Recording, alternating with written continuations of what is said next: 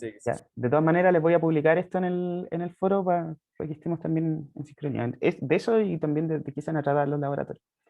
¿Ya? Bueno, entonces, ahora sí, hola a todos.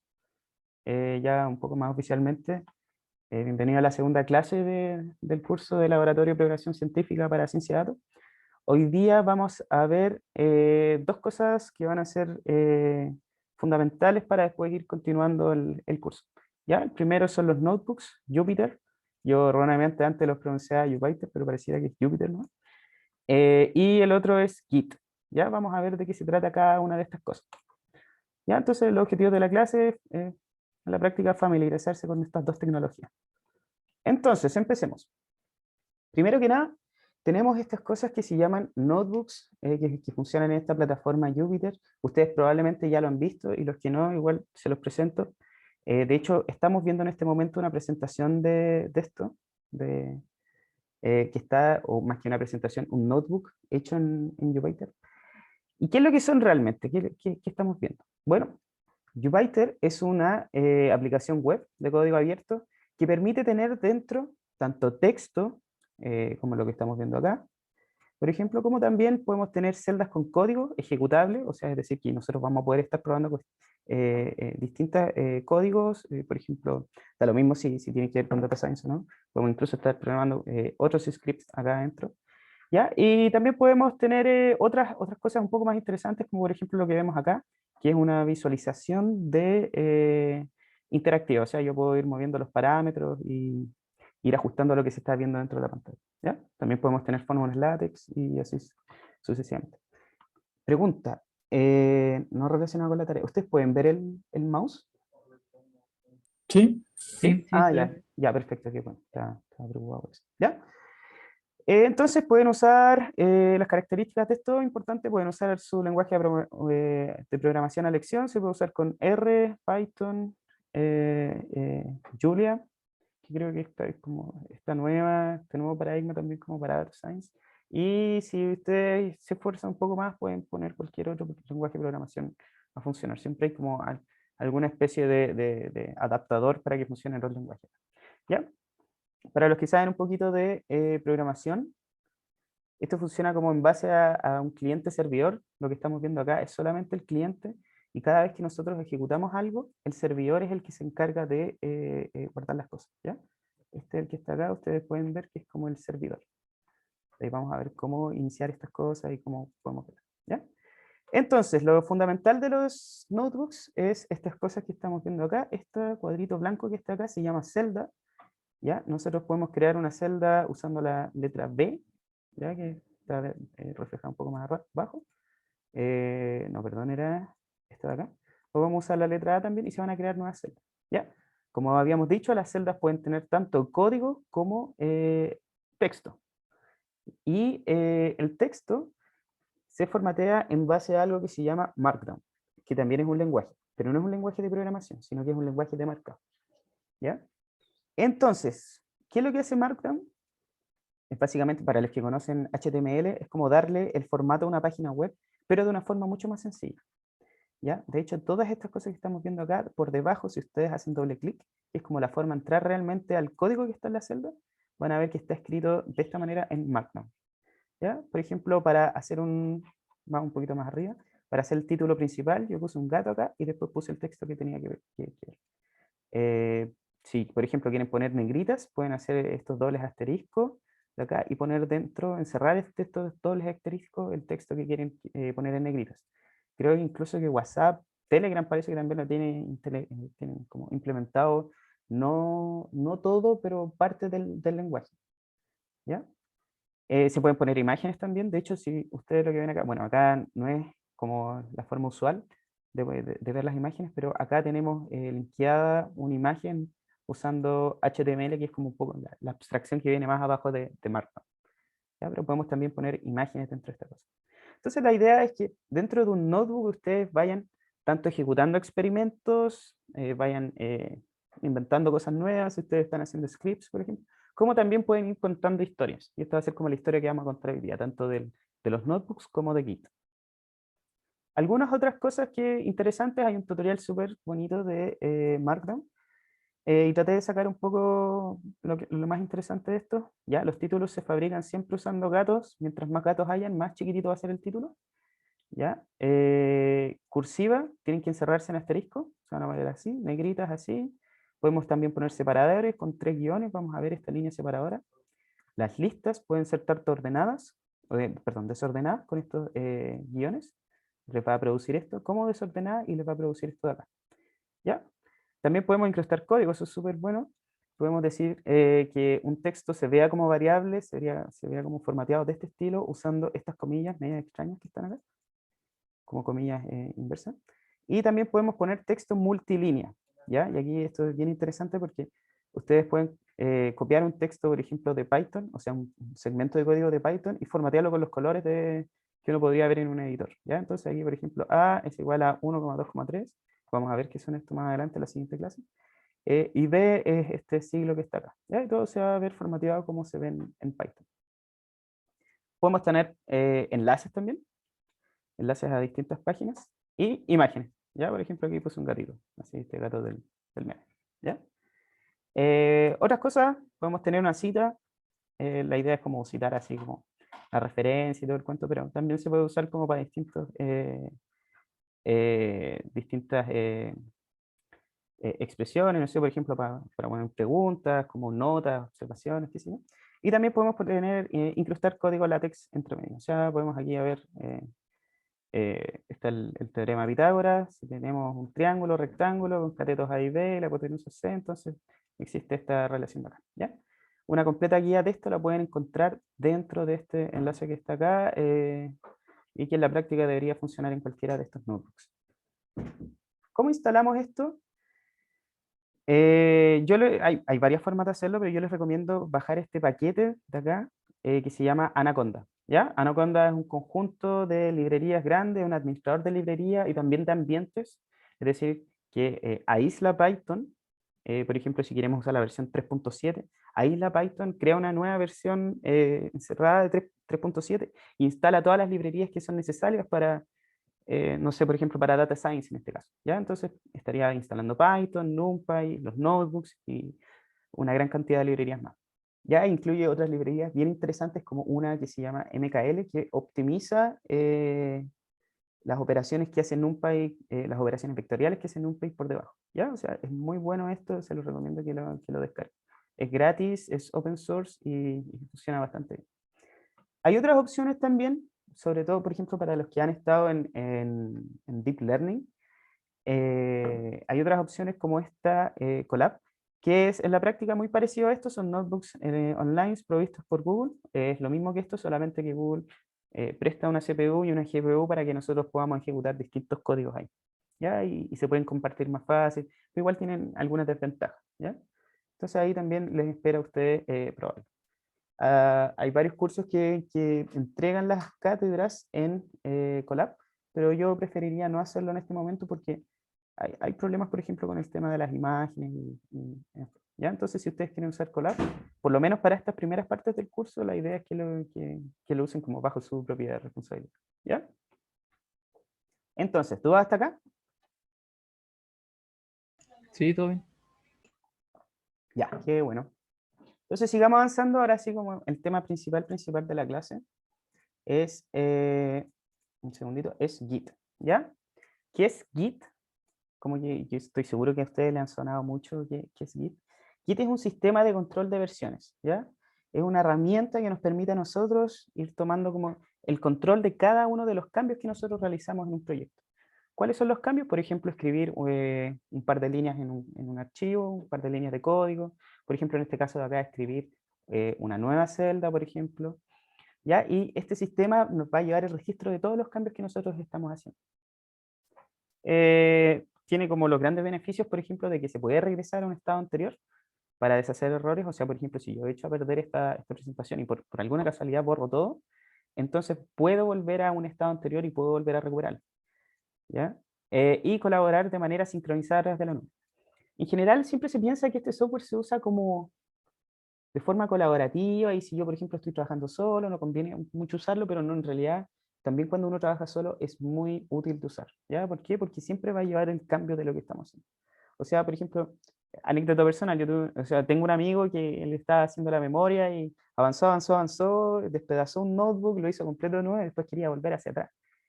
Y no estaba usando Git en ese momento, dijo, pucha, ojalá hubiera usado esta cosa.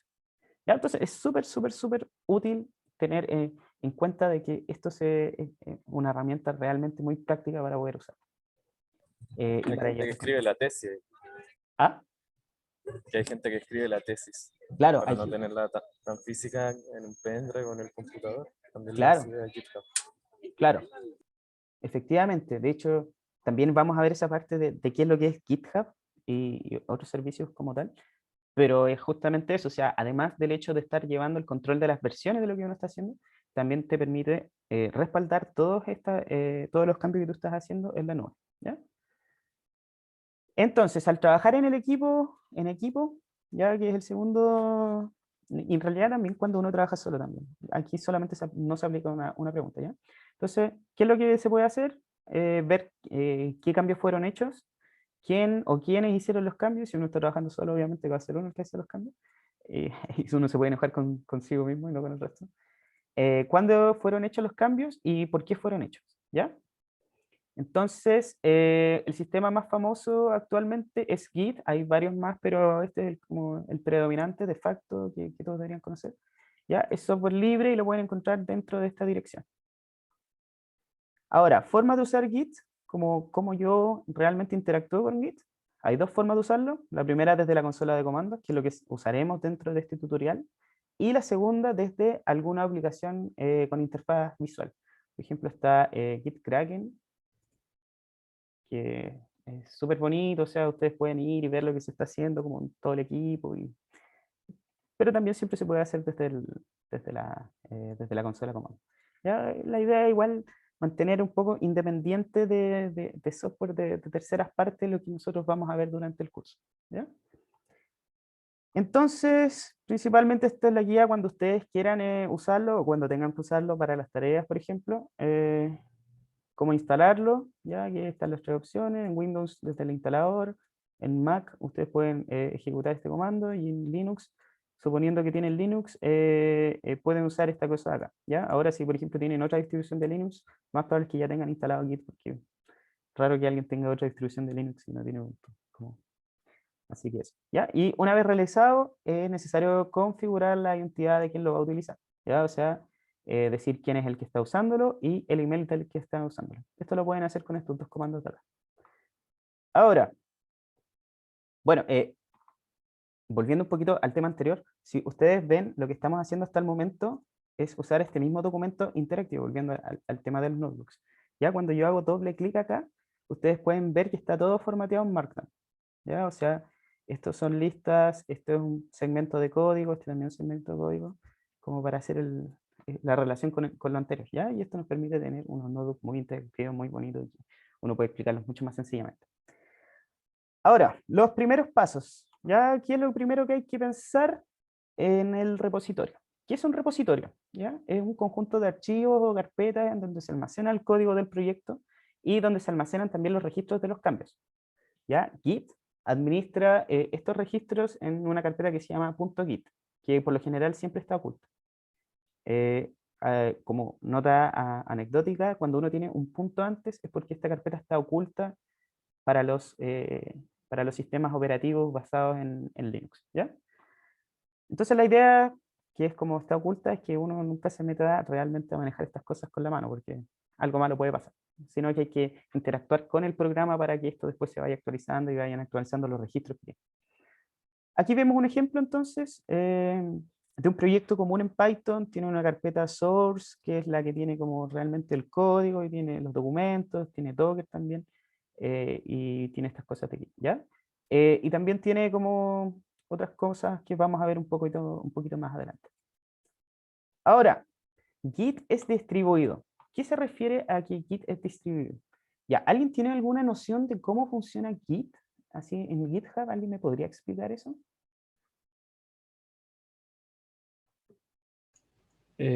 Hay como un repositorio principal, como que es la persona que es dueña de ese repositorio, y el resto de las personas van tomando como copias del momento y hacen sus propias modificaciones y dependiendo de si tienen permiso o no para como cambiarlo efectivamente en el repositorio original, ahí se puede, o si no se hacen request, que vendría siendo como que la persona dueña del repositorio vendría a decidir si los cambios se realizan o no.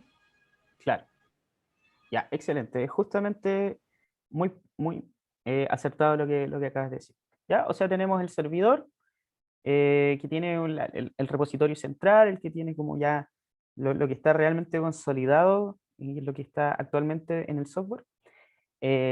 Cada uno de los desarrolladores que quiere participar en un proyecto, imagínense que tenemos un proyecto acá, no tanto como la vista que dijo recién el compañero, ¿ya?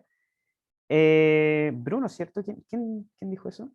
Sí, yo, Bruno. ¿Sí? Bruno, ya, gracias. Sí. Ya, no tanto la vista como del pull request, que es cómo funciona un poco GitHub, sino que como, imagínense que estamos dentro de un proyecto que cada desarrollador quiere participar dentro del proyecto, o tiene que participar si uno está trabajando, ¿ya? Entonces lo que hace cada desarrollador es realmente clonar este repositorio desde el servidor. Entonces se trae realmente todos los archivos que hay hasta ese momento, este personaje también y este personaje también. Entonces después empiezan a trabajar, hacen commits, que vamos a ver un poco más adelante, y después en el momento que tienen ya, por ejemplo, un cambio, no sé, un cambio grande, que la tarea que tenía que realizar ya está lista, después actualiza el servidor central, que en este caso sería GitHub, por ejemplo, o en el caso común, y actualiza con los cambios que ha desarrollado hasta el momento. ¿Ya? Entonces, esa es como la interfaz común que usa Git. ¿Ya? Ahora, el repositorio central se puede encontrar en algún servidor, GitHub, Bitbucket, hay otro que se llama GitLab también que se ocupa bastante, y probablemente haya muchos más servicios, estas grandes empresas, cada una tiene uno de esos servicios también, o sea, Amazon. ¿Ya?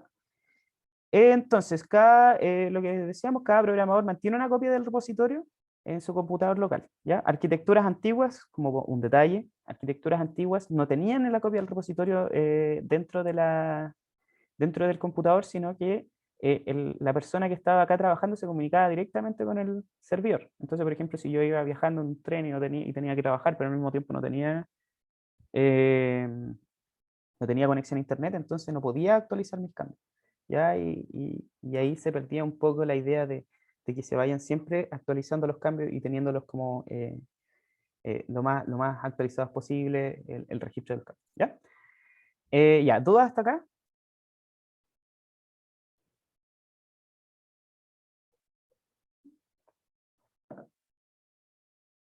¿No? ¿Nada? Ya, perfecto, sigamos entonces. Ya, en la práctica, para inicializar un repo desde cero, un repositorio, también se le agrega repo, ya uno hace git init y el nombre del repositorio. Y para clonar un repositorio, eso es lo que habíamos estado diciendo recién, para bajar un repositorio desde GitHub, desde Bitbucket o cualquier otro servidor, ustedes hacen git clone y la ruta del repositorio.git. ¿Ya? Ahora, para inicializar ese repositorio en el servicio, tenemos que ir ya directamente a GitHub, ¿ya? O a Bitbucket, y desde ahí se dan las instrucciones un poquito más avanzadas de cómo inicializar la cosa. Ahora, el estado de un proyecto, ¿ya? Pensemos en este Git como en máquinas de estado que va en el último commit o en los commits que se están haciendo, toman una especie de instantánea de cómo está el proyecto en este momento. Y esa instantánea es lo que se muestra con Git status, ¿ya? Instantánea me refiero a que aquí tiene los últimos cambios que nosotros declaramos que estuvieran dentro del registro de los cambios, ¿ya? Vamos a verlo también un poquito más a detalle más adelante. Entonces, por ejemplo, si tenemos este repositorio que está acá, ya vamos a verlo acá en VS Code. La próxima clase vamos a ver cómo usar un poquito más avanzado esta cosa, pero por mientras créanme que esto funciona. Tenemos el proyecto, se llama ejemplo MDS 7202. Entonces, y tenemos estos archivos que están acá. Ya tenemos, por ejemplo, tenemos este main que nos permite ejecutar esta cosa. Por ejemplo, si nosotros hacemos como Python main, esto va a imprimir hola, ¿ya? Llama una función, después vamos a ver cómo se hace todo esto en la siguiente clase. Pero en este momento créanme que tenemos un proyecto, ¿ya? Profe, no se ve lo que está escribiendo. Ah, perdón, perdón. Pero, ¿quién no se ve, disculpa? Que está No se compartiendo ve. solo el navegador. Ya, ya, ya. Vamos a compartir la pantalla. Ya, ahí se ve todo, ¿cierto? Sí, ahí, sí, ahí. Sí, Ya, ok. Entonces, ya, este es VS Code, ¿ya? Es en realidad es como un editor de texto un poquito más avanzado. Uno le puede poner muchos plugins y los plugins entregan muchas funcionalidades muy buenas como para desarrollar, ¿ya? Entonces, aquí tenemos el proyecto, el mismo proyecto que estamos viendo allá, y tiene un archivo main acá que si uno lo ejecuta, imprime hola, ¿ya? Imprime este hola que está acá. Ya, supongamos que nosotros queremos hacer un archivo nuevo que se llama new class, ya este lo tengo como ya prehecho, pero supongamos que este no estaba en el proyecto original, sino que yo lo acabo de crear.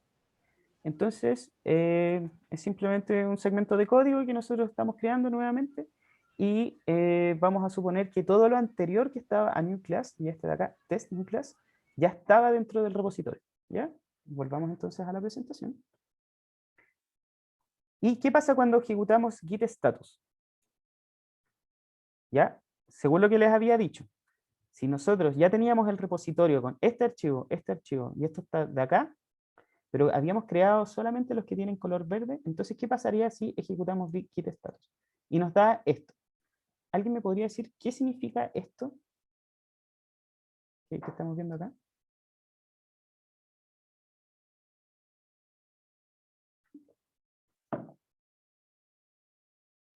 Vendría a ser como lo anterior más lo que se acaba de crear, como lo nuevo. Claro. Ya, mira, lo que pasa en git status, lo que hace es ve los archivos que habían anteriormente guardados dentro del registro y compara, ve cuáles son nuevos y ve cuáles son los antiguos y te informa los archivos que están recientemente modificados o que están recientemente creados o también eliminados en el caso de que se elimine alguno. Ya, entonces lo que hace git status finalmente lo que es compara el estado anterior consolidado, vamos a empezar a usar también esta palabra, estado consolidado anterior, o sea, es decir, lo que estaba guardado dentro de los registros con respecto a lo que tenemos ahora actualmente. Y nos muestra estos dos principalmente porque son los dos archivos que nosotros creamos en este momento. ¿Ya? O sea, tenemos estos nuevos que están acá. ¿Ya? Para que me crean. Es status. Es exactamente lo mismo que estamos viendo acá. Entonces, ahora vamos ya realmente a decir de qué se trata, por ejemplo, por qué esto está en rojo y de qué se trata lo que estamos viendo. ¿Ya? Git funciona en base a algo que se llama registro selectivo, que visto de manera sencilla, se puede decir que existen tres tipos de archivos en este sistema. ¿Ya? Primero está el untracked, tienen el tracked y el committed. ¿Ya? Vamos primero con este committed que está acá. ¿Ya? El archivo consolidado o committed es aquel que ha sido modificado en algún momento anterior y que ha sido aprobado para formar parte íntegra del repositorio, ¿ya? Y del registro de cambios.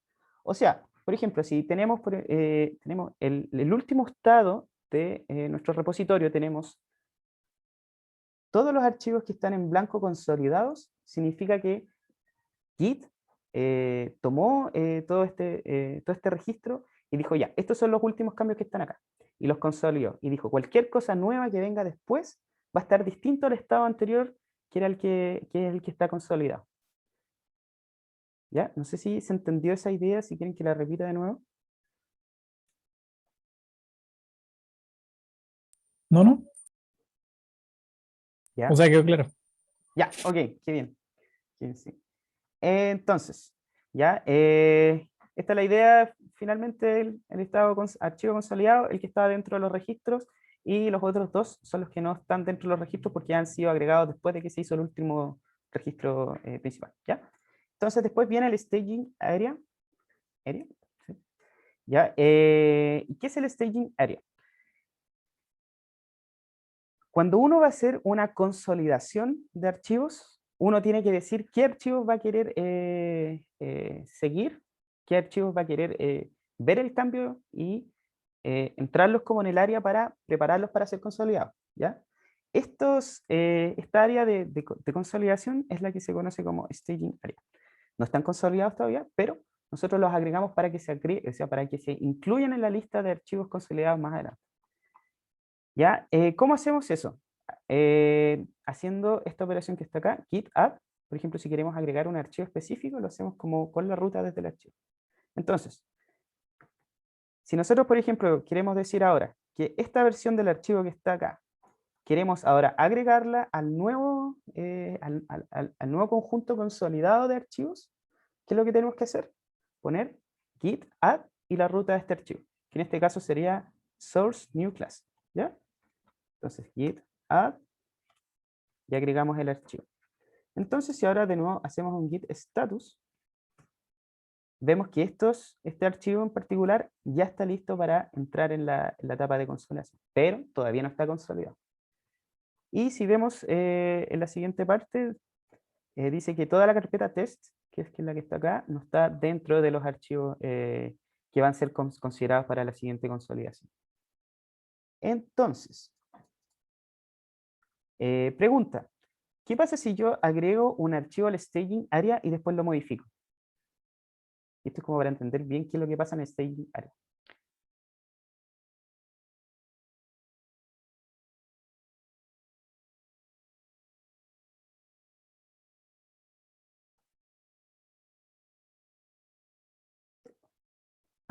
¿Nadie?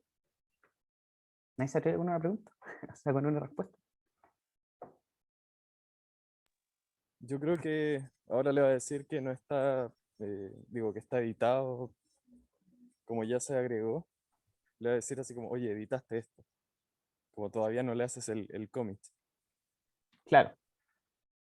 Justamente te va a decir eso, te va a decir, ya, tú me dijiste que agregar un archivo y después lo estáis cambiando. ¿Cómo se te ocurre eso? Si la idea era que el archivo que agregaste ya, ya no lo ibas a cambiar más porque ya estaba listo para ser consolidado. Entonces, veamos, por ejemplo, qué pasa si ahora ponemos aquí b igual 2. ¿Ya? Y una línea nueva. Entonces, si ponemos git status, ups, otra vez, me va a decir que este está cambiado. ¿Ya? Y ese es ya está advirtiéndonos ya que ya teníamos un archivo que habíamos agregado, pero al mismo tiempo ya esta cosa se había cambiado, entonces ya no está considerado para la actualización del estado consolidado del repositorio. ¿Ya? Entonces esa es la idea. Una vez que uno agrega ya un archivo a esta staging area, ya no debería modificarlo más, o si lo vas a modificar más adelante, entonces tiene de nuevo que hacer esta cosa de agregar. ¿Ya? Y si uno quiere agregar todos los archivos, uno puede hacer git add -a, no, perdón, git add punto, y con eso estaría. Ya ahora se agregaron todos los archivos. Ahora, este editor de texto es súper bueno porque además tiene un gestor de git integrado, en donde nos dice que están dentro del área del stage los cambios que nosotros hicimos dentro acá de la consola de comando. ¿Ya? También se pueden sacar, por ejemplo, si ponemos acá también, es equivalente a hacer lo mismo que hicimos recién, y si ahora ponemos git status, new class, no debería estar dentro de debería estar untracked. ¿Ya? Ahora, la otra zona, obviamente, untracked, es las que no han sido llevadas como este staging area, para ser marcados como consolidados más adelante. Entonces, en resumen, tenemos estos tres estados. Tenemos el untracked, que es los cambios que todavía nosotros estamos haciendo, son los archivos que tienen cambios que estamos haciendo nosotros todavía, ¿ya? Y que no hemos agregado para ser consolidados. Tenemos los tracked, que son los archivos que están como en esta área para ser consolidados y ojalá no los vayamos a cambiar, y si los cambiamos de nuevo tenemos que agregarlos. Y tenemos los archivos consolidados que ya están dentro de un estado marcado dentro del repositorio. Y esa va a ser la base de la comparación para las siguientes modificaciones. ¿Ya? ¿Alguna pregunta hasta acá? Profe, yo tengo una duda. ¿Ya? Al final, entonces, el tracket es como fotos que uno tiene que ir subiendo y después tratando de no modificar. No es como que si uno le hace el track a un archivo, este se vaya como actualizando automáticamente para después uno hacerle el commit. Claro, no, es justamente lo que decía, no es, o sea, es como lo contrario. O sea, cada vez que uno hace track, saca esta instantánea, es cierto, pero si tú cambias el archivo de nuevo, va a ser distinta a la instantánea que tú vas a estar sacando. Sí, va a ser distinto a una foto, por ejemplo, ¿ya? Entonces ahí vas a tener de nuevo que actualizar tu archivo. Y vas Ya, a tener que decirle, tómame en cuenta esta nueva versión ahora. ¿Ya? ya, ok, gracias. Ok. ¿Otra pregunta? ¿O seguimos?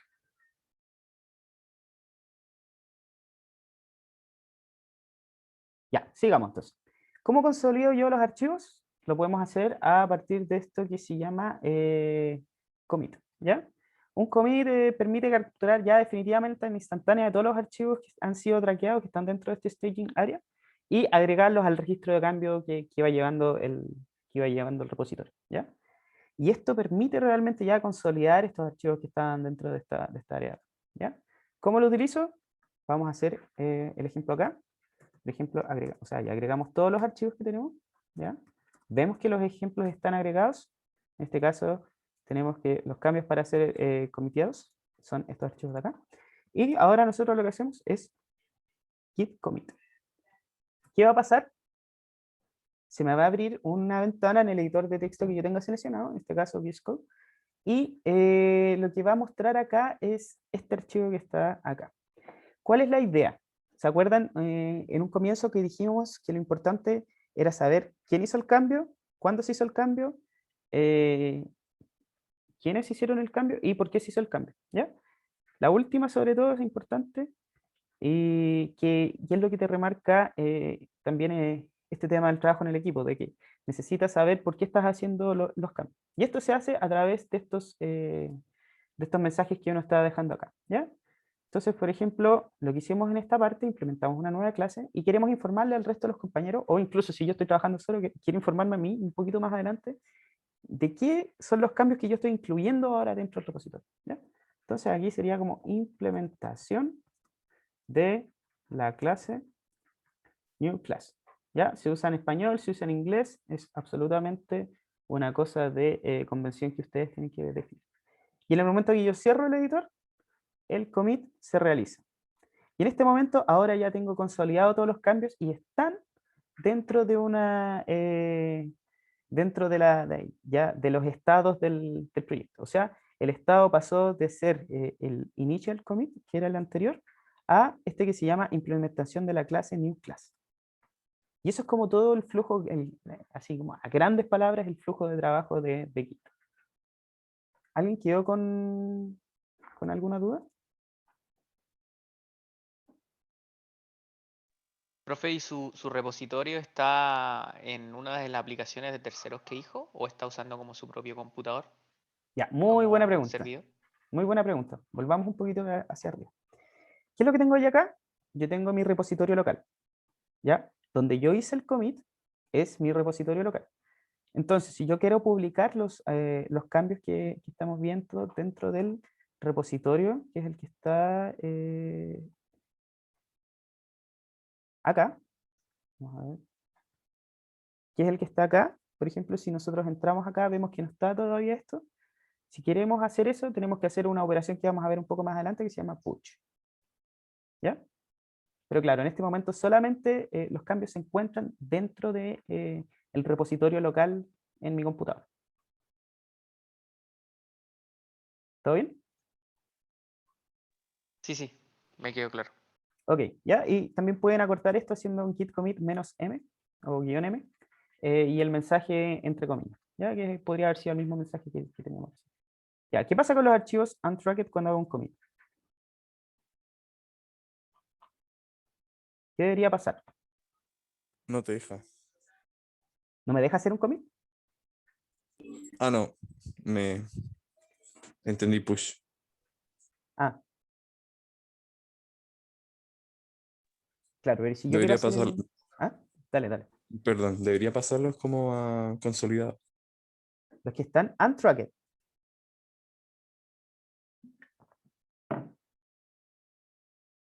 Mira, vamos a volver a lo anterior, ¿ya? Ah, los untracked son los que no se han añadido. Los que no se han añadido, digo, al registro de los que, al registro que digo que quiero consolidar más adelante, que serían los trackers. ¿Ya? Entonces vamos a hacer un git status. ¿Ya? Vamos a, ahora si se fijan, de estas dos cosas que tenemos acá, tenemos new class y tenemos los tests. ¿Ya? Vamos a intentar hacer un commit teniendo solamente tracket este que está acá, pero no esta carpeta que está acá. ¿Ya? Entonces vamos a hacer, ya bueno, ya hicimos git status, hagamos git commit. Vamos a poner el mensaje aquí, implementación de nueva clase. Y vemos lo que pasa, ¿ya? Entonces, ahora hacemos git status. ¿Y qué es lo que tenemos? Que estos tests que estaban acá no fueron agregados al commit. ¿Qué quiere decir eso? Que nosotros hicimos este commit acá, o sea que dijimos ya, vamos a consolidar los archivos que tenemos en el staging area, pero este no estaba dentro de esta área. Entonces, ¿qué es lo que pasa? Que el commit va a ignorarlo y vamos a seguir hacia adelante. ¿Ya? Y eso puede obviamente traer un poco problemas más a futuro, pero si uno quiere tener esta funcionalidad, también está disponible. Comúnmente cuando uno hace commit, siempre toma todos los elementos, los agrega, hace un git add, punto, y listo. Y después hace el commit y describe de qué se trata el commit. ¿Ya? Pero eso es lo que pasa si uno tiene como untracked files y hace un commit. Ahora, comandos útiles bien interesantes. Este git diff muestra las diferencias entre un estado anterior y un estado actual del repositorio. O más que nada, claro, del repositorio entero, pero si uno puede especificarle también el archivo en particular. Ya, entonces, por ejemplo, acá tenemos new class. New class estaba con un commit. Ya, dijimos que era como, este commit era la implementación de una nueva clase. Entonces, si nosotros hacemos git diff, en este momento no va a pasar nada, porque ya está todo más o menos relativamente igual a lo que había estado en el commit anterior. Pero si yo creo una nueva variable aquí, ¿qué es lo que va a pasar cuando nosotros hagamos git diff? Nos va a mostrar que agregamos esta cosa acá. Y esto ya viene como ya de las funcionalidades que nosotros necesitamos en Git, o sea, nos está diciendo, no es solamente como que toma los archivos y los guarda, sino que además ve las diferencias de las líneas que hay al interior de cada uno de los archivos. Y aquí nos dice que agregamos esto. Ahora si por ejemplo borramos esta parte de acá y dejamos solamente B y C, nos va a decir que eliminamos esta, pero que al mismo tiempo agregamos esta cosa. ¿Ya? Y en VS Code uno puede hacerlo mucho más sencillo, si uno aprieta acá, aparece más o menos lo mismo, pero mucho mejor formateado que en la línea de comando. O sea, me dice aquí que eliminé esta línea de acá y que agregué una línea en esta parte de acá. Entonces así es como se van llevando los registros. ¿Ya? Esto es lo que mostraría para el caso de aquí. Y tenemos otros comandos un poco más interesantes. Por ejemplo, tenemos git log. Este muestra los commits que se han hecho, o sea, estos snapshots, de estas capturas de los estados que habíamos estado hablando antes, de la consolidación del archivo, y por cada uno va mostrando los commits que se han hecho, ¿ya? O sea, por ejemplo, acá tenemos el commit inicial, por algún motivo lo tengo repetido, y después acá tenemos el siguiente commit, que es la implementación de una nueva clase. Ya cuando uno hace un log y tiene 500 commits hacia atrás, esto se vuelve increíblemente largo. Cada commit está identificado por esto que está acá, que se llama hatch, y que identifica únicamente a cada uno de los estados que tenemos, dentro de nuestro repositorio, dentro del registro de cambios del repositorio. ¿Ya? Y esto va a ser súper importante porque si uno después quiere volver a una versión anterior, entonces puede usar estos mismos hatch, copiarlos, pegarlos y decir, ya, quiero cambiar esto, revertir los cambios que hice y olvidarme de estas cosas. ¿Ya? Eso va a ser súper, súper, súper importante.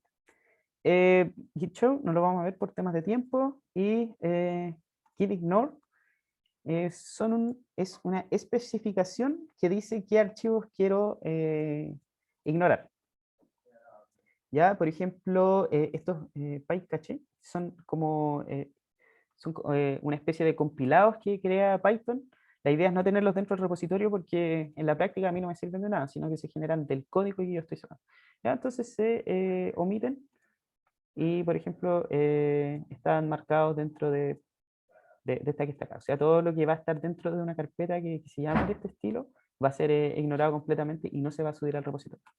Ya pasa harto también, por ejemplo, no sé, el compañero que había dicho que hacía las tesis en LaTeX, y estas tesis generan una montonera de archivos que son como para compilar este PDF, incluso los PDFs intermedios, y la idea es que todo eso no se suba al repositorio porque no aporta nada realmente, nada útil, salvo como para la compilación obviamente del producto final. ¿Ya? Entonces estos son los Git Ignore y vamos a seguir avanzando.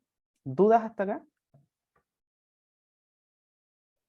Profe, usted mencionó que se puede volver atrás, pero se puede volver o ir hacia adelante nuevamente una vez que yo he vuelto.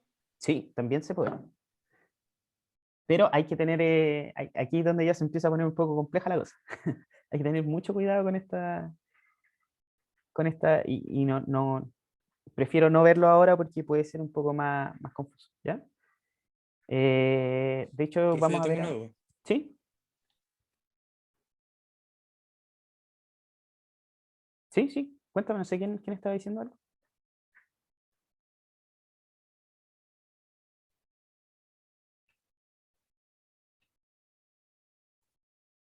¿Aló? No se escucha. Ah, sí, se me había caído el internet. ¿Se escuchó, no? Ahora sí. Ahora sí. Ah, que si vamos a usar Git para trabajar con otras personas o vamos a usar Git para que nosotros llevemos como el registro del trabajo. La idea es que usen Git para hacer las tareas. Ya, vamos a ver cómo se usa en los notebooks porque tiene una pequeña particularidad, pero sí, la idea es que cada vez que vayan haciendo cambios, vayan eh, registrando estos cambios en los commits y vayan trabajando como de esta forma, ¿ya? En realidad, si por ejemplo se van a dedicar más adelante a hacer este tipo de proyectos, para hacerlos profesionalmente, gran parte de esto es ir guardando lo que funciona, e ir botando lo que no, y ir haciendo como estos checkpoints que les van a permitir ir hacia adelante y ir hacia atrás, ¿ya? Es súper, súper importante. Y obviamente no solamente dentro del ámbito de la computación, sino que, por ejemplo, para cualquier otro proyecto que tenga involucrado código, que tenga involucrado cambios progresivos, esta es una súper buena herramienta para poder trabajar, y las metodologías también, las que se vamos a ver un poquito más. Oye, Pablo, te hago una pregunta y ¿Sí?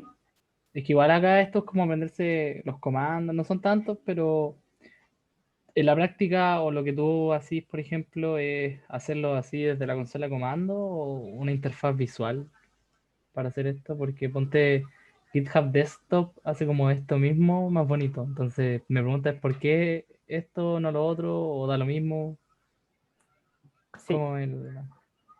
Ya, mira, sí, profesionalmente yo ocupo como una mezcla de las dos cosas, ¿ya? Tengo amigos que usan solamente esto, tengo amigos que usan Git Kraken y no hay absolutamente ningún problema. Ya, lo primordial de esto era entender qué era lo que es Git y cómo funcionaba en la práctica, ¿ya? Entonces, bueno, eso es justamente lo que te puedo decir. Al final es como, depende de cada uno. Si tú eres programador a la antigua, más hacker, vas a preferir trabajar desde acá y si no, puedes trabajar acá perfectamente sin ningún problema. ¿Ya? De hecho, por ejemplo, dentro de las comodidades que tienes, que tú puedes hacer esto, o sea, puedes ver los cambios directamente aquí en el editor de texto y no tener que buscarlos a cada mano. Porque te imaginarás en un proyecto que tiene 100 archivos o más, va a ser muy complicado que uno esté haciendo todas las cosas dentro de esta parte de acá. ¿Ya? Entonces, todo a tu gusto. Ya, deshacer cambios. ¿Ya? ¿Qué vamos a hacer? Vamos a pasar del área de montaje y vamos a ver deshacer cambios de un archivo. Ya esto se hace con el comando git checkout menos menos o guión guión y después ustedes ponen el nombre del archivo. ¿Ya? Entonces, por ejemplo, si queremos, tenemos esta new class que ya estaba dentro de nuestro commit anterior y queremos deshacer los cambios, vamos a hacer git checkout menos menos y la ruta hacia el archivo que era source y new class. ¿Ya? Y no sé si alcanzaron a verlo acá, pero volvió todo a como estaba anteriormente, a y a B. ¿Hacia qué cambio retorna esto? Retorna hacia el último commit que nosotros hicimos, que sería en este caso la implementación de una nueva clase. ¿Se entiende esa parte? ¿Sí? Ya, Sí. todo bien. Y si queremos incluso volver a una versión anterior, que aquí no lo vamos a poder ver porque aquí ya no existía este archivo antes, podemos hacer, copiar este hatch que está acá, y este que está acá, y uno hace como git checkout menos, no, perdón, era el commit y source new class, ¿ya? Eso sería como para volver a un estado anterior de un commit anterior al archivo. Ya, ojo aquí porque ya esto empieza a ser un poco más confuso, ¿ya? En esta parte que estamos acá. Ya no lo vamos a hacer para evitar problemas. Ahora, vamos a ver, vamos a avanzar un poquito más rápido porque ya nos está alcanzando el tiempo. Dentro de lo que preguntaban en un comienzo y por qué es tan famosa esta cosa, es el tema de la colaboración. ¿Ya? Cuando uno puede perfectamente estar trabajando solamente haciendo commits a un entorno igual para todos. ¿Ya? O sea, ¿a qué me refiero? Que si yo estoy trabajando, por ejemplo, con alguno de ustedes y queremos hacer cambios, podemos estar modificando solamente lo que nosotros estamos haciendo linealmente. ¿Ya? Y esto puede llevar, por ejemplo, a problemas. ¿Qué pasa si, por ejemplo, la persona que está trabajando conmigo modifica una línea y yo también modifico esa línea? Entonces van a empezar a ocurrir problemas porque vamos a estar trabajando siempre en las mismas ramas, que es lo que viene a continuación. ¿Qué es una rama? ¿Ya? En la práctica, Git funciona en base a ramas, ¿ya? Por eso es importante saberlo. ¿Ya? Y es un mecanismo que nos permite trabajar en ambientes independientes del código principal. ¿Ya? Aquí hay un monito súper bueno para explicar esta cosa. La rama principal comúnmente se llama master o main, según usted, su notación. ¿Qué es lo que pasa? Nosotros tenemos, por ejemplo, el código inicial acá, tenemos, por ejemplo, esta clase que está acá, ¿ya? Tenemos new class. Por ejemplo, ya estamos haciendo esta idea del clasificador de mascotas, ¿ya? Entonces, alguien de acá se encarga de hacer la aplicación web para ingresar fotos. Entonces, esta persona de acá saca una branch, ¿ya? Una nueva rama que copia lo que había en este commit de acá, pero que se separa de esta rama principal. ¿Ya? Entonces ahora va a tener un ambiente aislado en donde poder trabajar.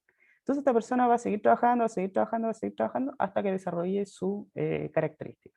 Por otra parte, otra persona del equipo podría estar desarrollando el clasificador, ¿ya? O un preprocesador de imagen. Entonces esta persona va a salir de la rama principal y va a empezar a avanzar cada vez en sus tareas. ¿Ya? Entonces, ya vieron más o menos cuál es la idea de trabajar con ramas. ¿Qué ventajas tiene esto con respecto a trabajar solamente en una rama? ¿Alguien me podría decir?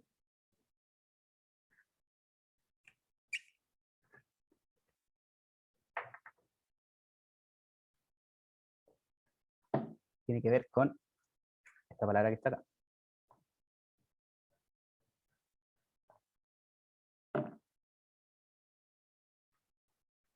Aparte de la que No puede ser lo mismo, en realidad era como para que ustedes me dijeran, como para ver si ustedes están entendiendo también lo que estoy diciendo. como eso mismo, como que si estaba modificando lo mismo, podría haber problemas como de cambiar algo que el otro también está cambiando. Y se enredan las cosas, quizás. Claro. Y también yo creo que lo más importante de esto es que al final puedes separar los trabajos que hace cada uno de los desarrolladores y pueden tener metodologías un poquito más avanzadas que vamos a ver en breves momentos. ¿Ya? Pero es principalmente eso, separar el trabajo y después poder juntarlo en una que sea principal. Pero igual me queda la duda, profe. ¿Mm? ¿Y cómo me hago cargo de como las diferencias que voy creando? Porque el primero se quedó con una versión muy vieja, después el otro se quedó con una un poco más adelante, otro quizás tiene una más nueva. ¿Y cómo me hago cargo después como de las diferencias que tiene cada uno? Claro. Ahí viene la magia de GitHub. Claro, y ahí en realidad viene la magia de Git en general. Ya como nosotros seguimos avanzando, después necesitamos en algún punto también mezclar los cambios que estamos haciendo y al final, por ejemplo, la idea es que en Master siempre quede, se lo voy a adelantar un poco, en Master siempre quede la aplicación que ustedes están haciendo. ¿Ya? O sea, que quede lo que ustedes le van a ir a mostrar, por ejemplo, al cliente, lo que ustedes van a hacer un deploy, eso es lo que tiene que ir en Master. ¿Ya? Entonces, cuando su característica esté lista, ustedes van a querer juntarlo acá. ¿Ya? Y lo mismo, esto de acá va a querer juntarlo acá. Entonces, ¿cómo se hace eso? Se hace a través de un mecanismo que se llama merge, ¿ya? Aquí están los comandos para ver las ramas, crear ramas, cambiar de ramas, ya, porque cuando uno crea rama no se cambia automáticamente, pero hay un shortcut que hace esto ya. Ustedes lo pueden ver un poquito más con detalle más adelante. Ahora vamos a ver el tema del merge, ¿ya? Es de nuevo el mismo gráfico que teníamos recién. Vamos a cada circulito es un commit, ¿ya? Entonces ustedes, por ejemplo, divergen en esta parte de acá. Este trabaja en 3 commits de acá, este trabaja en 2 commits de acá, y los dos trabajan, supongamos en el caso ideal, trabajan cada uno en sus archivos, o si trabajan en un archivo en conjunto, nunca se llegan a tocar entre ellos, ¿ya? Y después se mezcla acá. ¿Qué es lo que hace Git en general? Trata de hacer una mezcla, se llama fast forward, y trata de mezclarlos sin que ustedes sufran.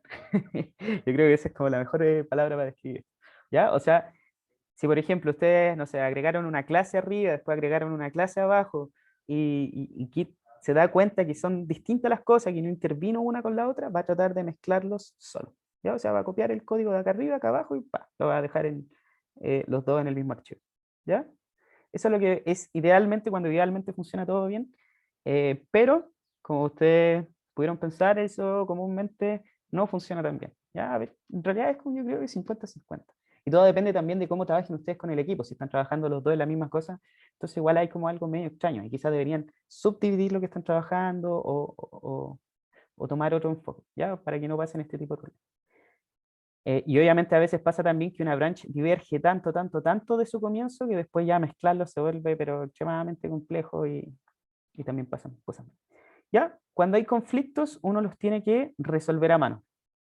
¿Ya? Lamentablemente por el tiempo que vamos a ver, quería hacerles como el ejemplo de acá, pero no lo vamos a poder ver, pero podría subirles dentro del código cómo se ve cuando existe algún conflicto entre los distintos merges. ¿Ya?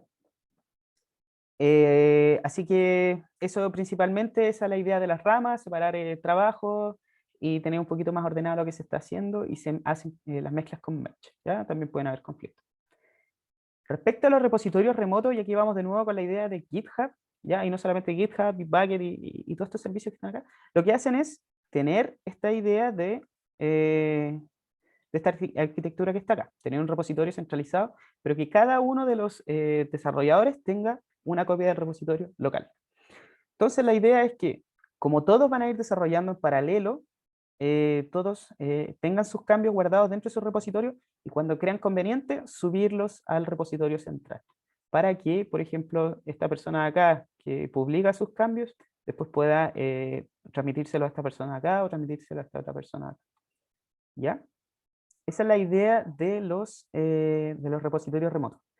¿Ya? ¿Cómo se configuran? Comúnmente cuando uno clona un repositorio ya viene configurado con el tema de dónde va a apuntar ese escritorio remoto. Y tiene dos operaciones principales. Pull, ¿ya? ¿Qué es lo que hace pull? Trae todas las ramas, o trae la rama en la que uno está trabajando, ¿sí? Eso. Y actualiza a la rama local, ¿ya? O sea, es decir, por ejemplo, ya no sé, nosotros hicimos una branch. A ver, este era el código. No sé, por ejemplo, clase aplicación, ¿ya? Para que yo pueda publicar estos cambios, veamos lo mejor desde abajo después de tal. Ya, para que yo pueda publicar estos cambios, yo lo que tengo que hacer es push, ¿ya? Digo a dónde tengo que subirlo, que comúnmente es origin, y después pongo el nombre de la branch, ¿ya? Cuando yo hago esto, lo que estoy haciendo es subir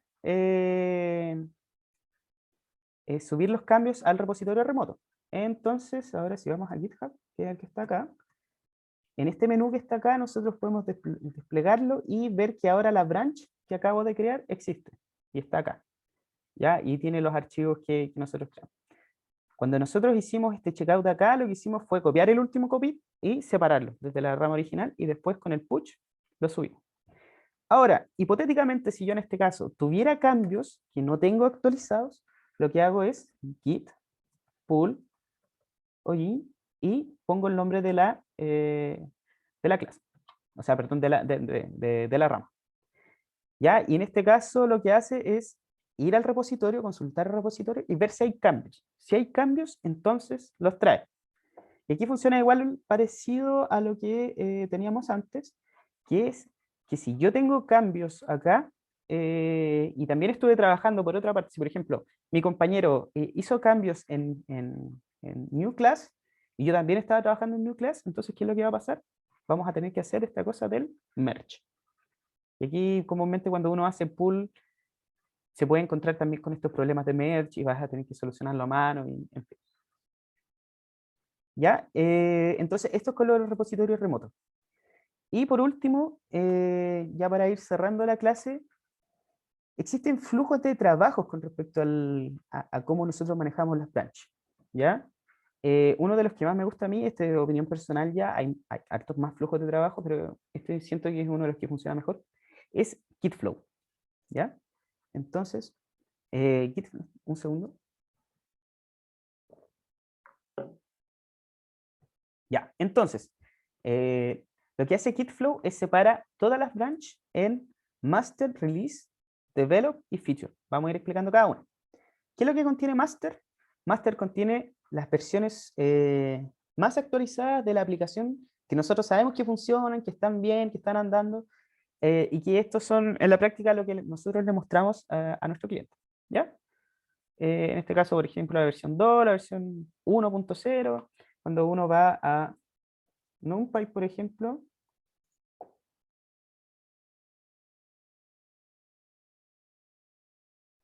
si se fijan acá, lo que muestran es la versión 1.2.0. Esta es la versión que ellos tienen dentro en Master, ¿ya? Es la que ellos saben que están funcionando y que no debería tener mayores problemas, ni mayores bugs, ni nada por el estilo, ¿ya? Bueno, aquí tienen, aquí cada uno también funciona con su propio flujo, ¿ya? Entonces, cuando uno hace, vamos a develop, de ahí vemos release. Cuando uno hace cambios en master, uno los tiene que ir haciendo en una rama que se llama develop, ¿ya? Estas de acá son todas sincronizadas en el equipo, por todo el equipo. Develop también. La idea es que todos tengan una copia de develop, ojalá lo más actualizada posible. Ya, entonces en develop nosotros tenemos la versión que está funcionando, que es master, pero al mismo tiempo es la que nosotros vamos agregando nuevas características dentro del proyecto. ¿Ya? O sea, por ejemplo, si tenemos la aplicación y ya está funcionando el clasificador de mascota y ahora le queremos agregar otra interfaz, por ejemplo, para móviles, y al mismo tiempo le queremos agregar, qué sé yo, un clasificador de peces, así como ya yo tengo, se identifica que es un pez, entonces identificar la especie.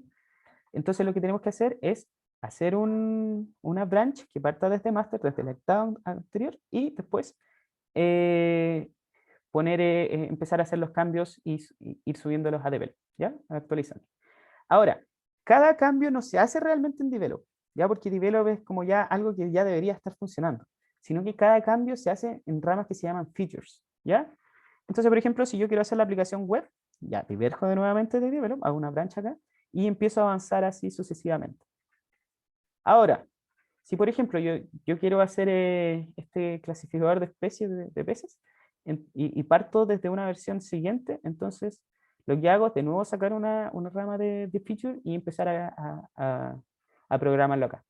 Ahora, cuando yo termino mi clasificador de peces y quiero que todo el equipo de desarrollo pueda ver los avances de esta cosa y también obviamente publicar mis avances, no los subo directamente a Master porque todavía no está como comprobado realmente que funciona, no hemos visto los tests y qué sé yo. Entonces lo subo a Develop, ¿ya? Entonces ese es el flujo de trabajo con esta parte de acá. Y ya un poquito, poniéndose un poco más complejo, y yo la verdad, siendo honesto, nunca he visto que realmente lo ocupen, pero cuando uno quiere hacer, quiere sacar una nueva versión del producto, por ejemplo, supongamos que aquí en este caso ya está tanto la aplicación móvil como el clasificador de peces, entonces cuando yo quiero sacar la nueva versión, lo que hago es hacer una branch que se llame release. Entonces tomo este estado de acá, que yo sé que ya están funcionando estas dos features, y después aquí quizás siguen agregando features, ¿ya? Entonces tomo estas dos cosas de acá y las pruebo, por ejemplo, si hay algún error que está acá, avanzo un poquito, lo corrijo y después hago un merge con master. Y master ya es el que tiene la nueva versión ya disponible, lanzada. Ahora, como también avanzamos un poco acá, también tenemos que hacer un merge para actualizar los últimos cambios a develop. Y ese es como el flujo de trabajo grande que nosotros vemos en Gitflow. ¿Ya? ¿Quedó alguna duda con esto? ¿Se entendió o no se entendió? ¿Qué opinan? ¿Piola? Sí, súper, súper. Ya, una súper buena forma de trabajar.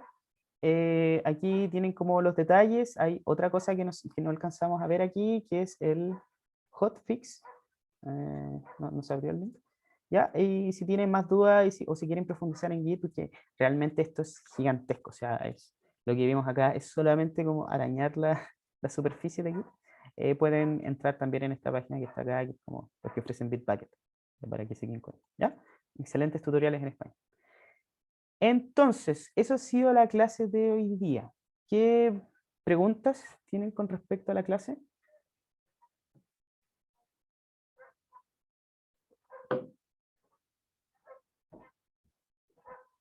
¿O el curso también? Yo tengo una pregunta del curso. ¿El viernes hay auxiliar? No, este viernes no. ¿Ya? Ah, de veras, está en el calendario, ¿cierto? Sí, está todo en el calendario. Sí. Ah, ok. El primer auxiliar debería ser dentro de unas 2 semanas, me parece mucho. Que ya deberíamos estar haciendo el laboratorio número 1. Ok, gracias. Ya, vamos a cortar ya que no hay como muchas dudas del curso. Así que nos vemos en la próxima ocasión dentro de la grabación.